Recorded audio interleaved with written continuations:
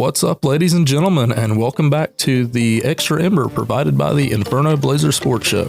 My name is Kyle Hawthorne, and I will be your host for today. And all I've got to say is we've got something on here that we have never had on any of our Extra Embers or any of our regular Inferno shows. It's going to be something totally new, and I can't wait to tell you all about it.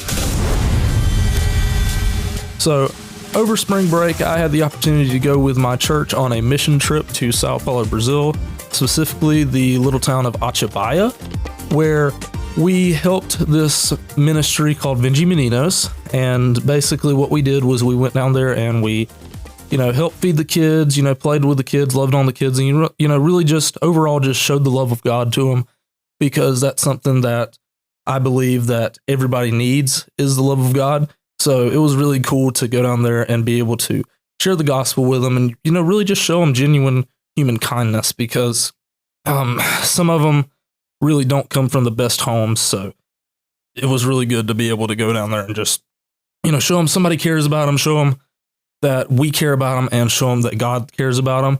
But we went down there. We had a really good time.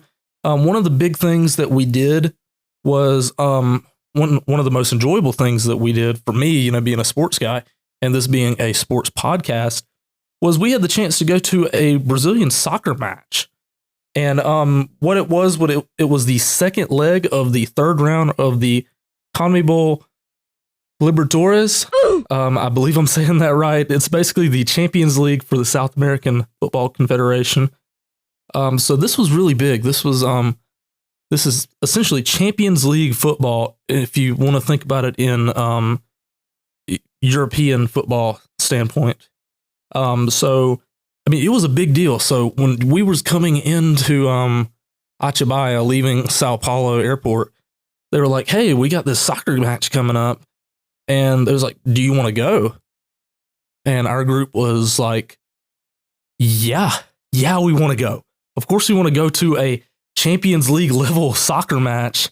I mean, that's a once in a lifetime opportunity. You come all the way to Brazil, you might as well, right? So basically this matchup was Red Bull Bragantino hosting Botafogo at Estadio Nabi Abi Chedid.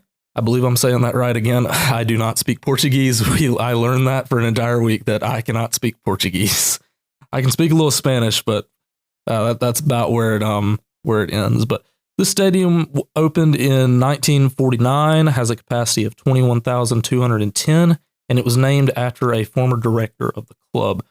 So this stadium was a really, really cool stadium to be at. It was one that I've never been to a stadium like this before, and I'll get into that in a second. But basically a little more establishment for the soccer game. Both of these teams play in Serie A of the Brazilian Soccer League, which is essentially, I keep on comparing it to European soccer and Premier League, because that's what I mainly pay attention to. It's essentially the English Premier League or La Liga or something like that. It's the top one. So we go into this game. It's the second leg of the aggregate, and Botafogo enters the match leading 2-1. So how did we get to this point? So basically what we did was we went to a Brazilian steakhouse, which I highly recommend. That was amazing. We went to that on a Wednesday, and it just so happened that the stadium was, right near the steakhouse. So we went to the stadium right after we ate. The thing about it is this stadium was at the top of a hill. And by hill, I mean mountain. Wait a minute. Yeah, on the top of a mountain. So we went to a Brazilian steakhouse, and then we climbed a mountain.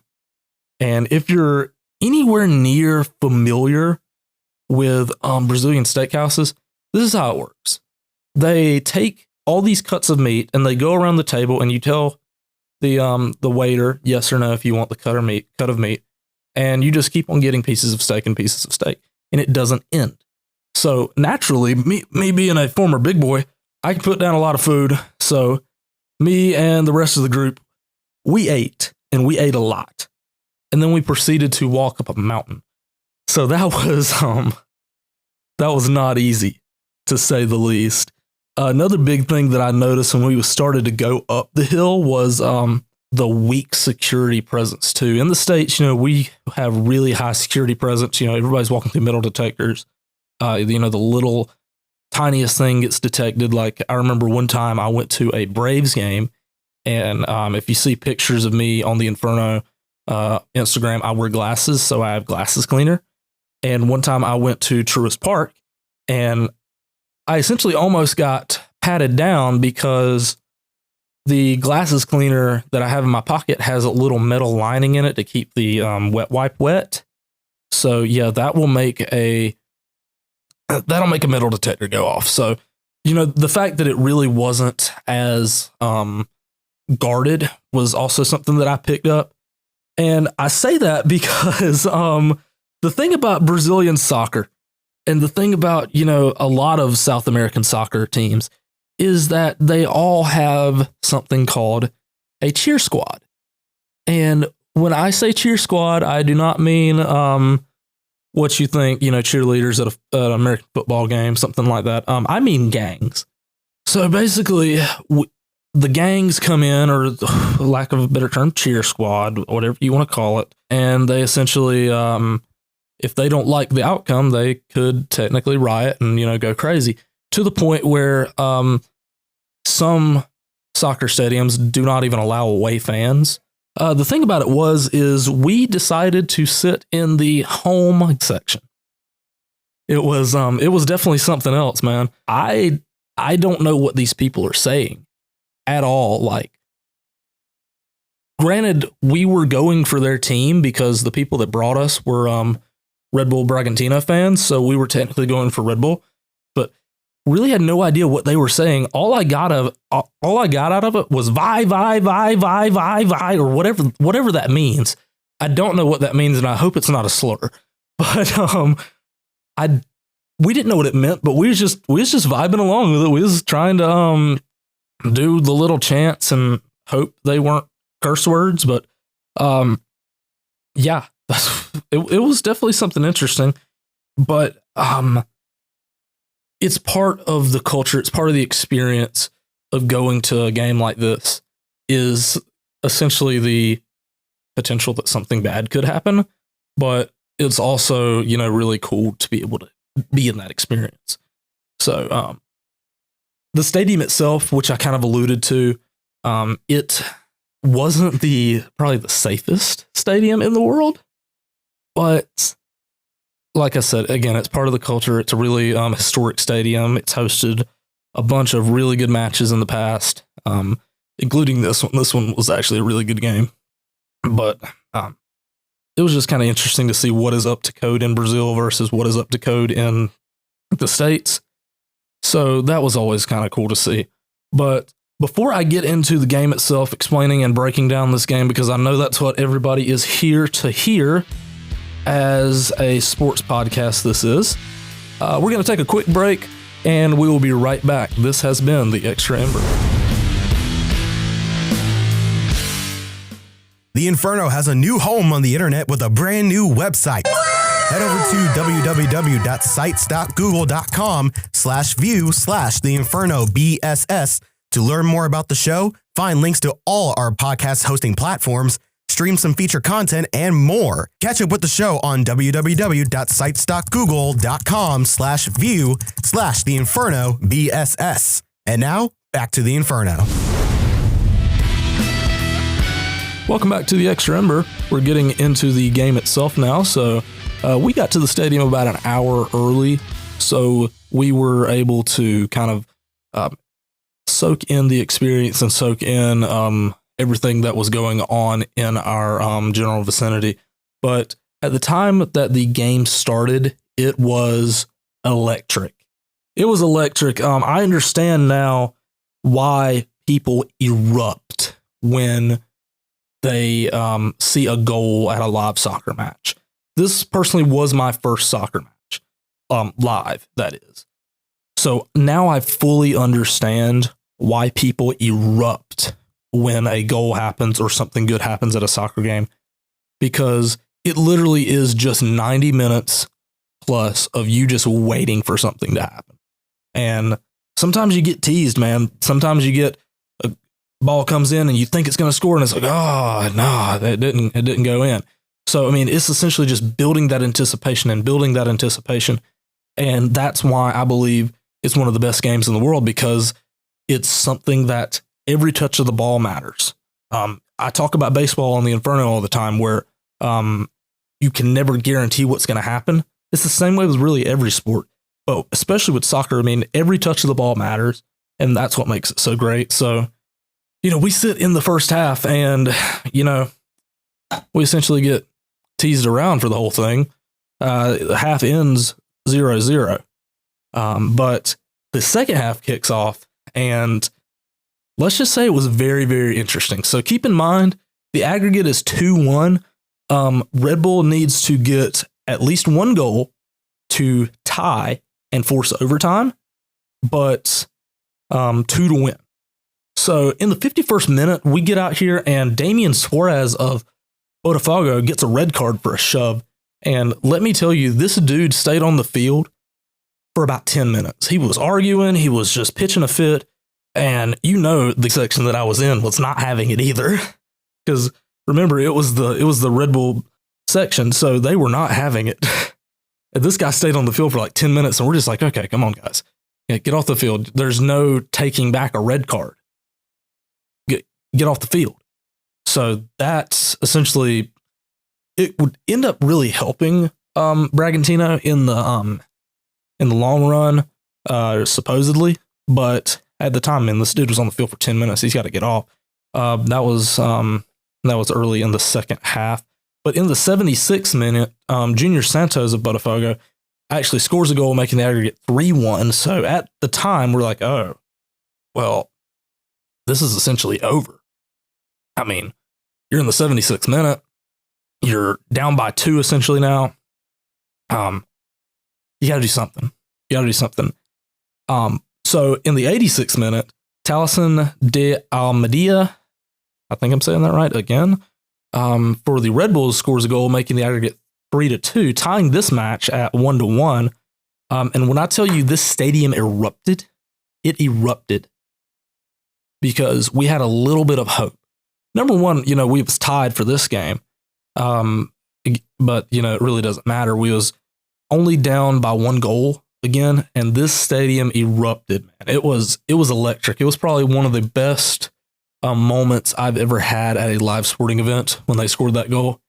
It was electric. So we enter extra time with only 7 minutes added to the clock. I believe it should have been a little bit more, but I'm not the referee. I'm not the timekeeper. But that's one of the things that I took away from the match was maybe it should have been a little bit more on the time clock, but it definitely was enough to score and tie the match. In the 95th minute, the Bragantino players march down the field and they attempt to score another goal, and it almost made it in. When I tell you it was a game of inches, it almost made it in. If it would have rolled just a little bit more, it would have made it across the line and we would have had a tie ball game. Like, it was so close, but it doesn't happen. The match ends in a draw 1-1, but Botafogo advances due to aggregate 3-2. And it was something else. I mean, the home fans were very, very upset, likely, of course they were, because, soccer is a big part of the culture down there. Soccer is everything. It's kind of like American football, where your mood revolves around what your team does. So, they were rightfully upset. I'm looking at some statistics for the game. I'm a stats guy. So Red Bull Bragantino really controlled possession 61.3% of the game. And, that's another thing that we noticed when we was at the game was they were really controlling the pace of play. But at the end of the day, Botafogo just had to defend. They just had to not let them tie on aggregate or, lead on aggregate. So they really just had to play defense. So, it wasn't the end of the world for them, but Bragantino had the ball for the majority of the game. It's just, what are you going to do when you have the ball? That's the story of every game in every sport. What are you going to do when you have possession? The Red Bulls had 17 shot attempts, 6 on goal, compared to Botafogo's 9 attempts, 1 on goal. But, you know, at the end of the day, you end up with a 1-1 draw. You lose an aggregate. Why does that matter? But, you know, the shot attempts are up just because they had possession majority of the game, like I said. But really the story of the game itself was Botafogo's dirty play. They came in and they really did not play at a level that I expected a premier soccer team to play at. I told you about the 1 red card, but they had 5 yellow cards. I mean, they were like genuinely like they were playing defense. They was playing defense hard, but they was playing a little bit too hard for my liking. There was a bunch of other times where I turned to the guy beside me. I was like, if this is MLS, that's a red card. They just really dirty play all along. They were, you know, just slide tackling and all that good stuff that was really hindering the marching of Bragantino. On the other side, the Red Bulls only had 1 yellow card, and, you know, that was really late in the match. And, you know, when it's really late in a game and, you know, it's crunch time to really trying to score, I can definitely understand why you have that yellow card there because, you know, you're trying to do whatever you can to get the ball back. So sometimes that stuff happens. But, you know, 5 yellow cards and 1 red from the other team, that was just like, wow, what are you guys doing? What are you guys doing? But overall, it was a really good match. They ended up tying this game 1-1, like I keep on saying. But, you know, it doesn't matter because of aggregate. But overall, it was an amazing experience. I definitely recommend anytime y'all are outside of the country, if you want to go to a home soccer match, wherever you go, it's definitely a good way to get a taste of the culture, get a taste of sports in another country. And I was really just recording the entire time. That's where Chris gets the Camera 3 International thing from. A Camera 3 production worldwide. Because that's what I was joking about the entire trip was like, I'm outside the country and I'm still filming sports. And, you know, that just goes to show you this is what I want to do with the rest of my life, man. Because that was just really cool just to have essentially international film for soccer. It was really, really cool to be at the stadium and be around just, you know, like I said, the culture of everything. But I'm going to take a quick break. I'll get back with the closing and a little bit of a plug. The Inferno Blazer Sports Show is rolling out the Season 2 finale on May 3rd, 2024. Catch Jalen, Jack, Kyle, and Chris along with a special guest for an interview episode where we talk about this year of Blazer sports on a first-time video podcast. Tune in on Spotify, YouTube, and our other streaming carriers and platforms on May 3rd. And if you can't take the heat, what makes you think you can survive the Inferno? And now, back to the show. Welcome back to the Extra Ember, and before I close, I just want to give a little bit of a shout out to the ministry group that I was a part of for a week in Brazil, Vende Meninos. This is a really good organization that ministers to kids, making sure they get fed and, you know, they're just really loved on and just shown the love of God. So if you want to support this ministry in any way, you can go to www.moyo.org/Brazil. Moyo is spelled Moyo. And by no means is this a sponsorship or any type of thing for Vende. They frankly don't even know this podcast exists, but this is just something that's really close to my heart that I want to share with you guys because this is, like I said, a really good organization that definitely needs your help. Even if it's just a few dollars, anything is appreciated. They could definitely use it. You can support the ministry as a whole, or you can specifically sponsor one singular Vende kid or multiple Vende kids. I'm actually looking into supporting a few Vende kids myself, just because, like I said, this organization is something that's very close to my heart. I definitely want to go back to Brazil in the future. But like I said, any type of help works. That's definitely helpful. Even if you can't donate any money, just get the word out. They're doing really good things in Brazil. So it's a really good thing to be able to share with people. So even if you can't donate any money, just get the word out, spread the word about Moyo missions spread the word about Benjamininos, because at the end of the day, they're doing really good things for God. And with that, I'm going to close this out today. I just want to thank you for listening to this show today. I know it's something a little different than what you're used to on the Inferno. We've never done something like this before where I'm just, telling you about some random international soccer game that I went to. But then again, you don't go to an international soccer game every day. So it's just something I wanted to bring back and share with you guys. But other than that, I will close us off today. I appreciate you listening, and I hope you have a great day.